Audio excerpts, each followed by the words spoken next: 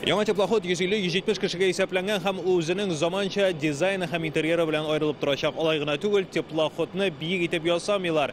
Кечкенә күперләр аша да узар өчен. Мәсәлән, Киров дамбасы. Шуңа да инде берничә елдан әлеге теплоход белән Казан Кирмәне буйлап та йөзеп йөрергә мөмкин булачак. Ләкин аның яңалыгы табигый газда эшләвендә. Мондый кораблар Россиядә әле бер кайчан да ясалганы булмаган. Горький заводы беренчесе. Ну все, кораблю быть. Чайка төзелешенә бүген башлангыч бирелде. Никогда мы в России еще не делали суда речные, морские на газомоторном топливе.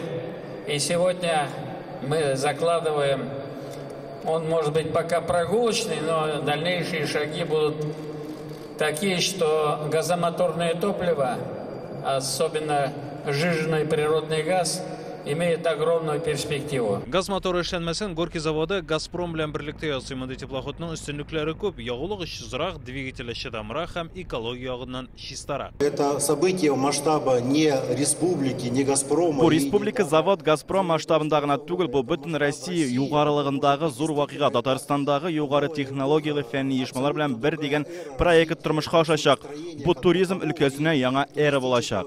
Горький заводы эшчеләре яңа проектка тотынырга әзер. Ветераннар фатихасы белән. Бүген Рөстәм Миннеханов тыл хезмәтчәне ярты гасыр шушы заводта эшләгән Абдуллажан Идиатуловка медаль тапшырды.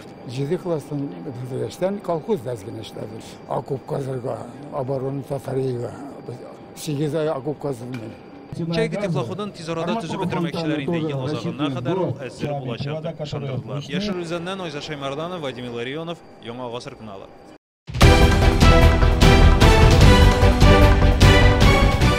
Республиканың барлык төп хәбәрләрен, тапшыруларны һәм фильмнарны иң яхшы сыйфатта ТНВ YouTube каналында карагыз.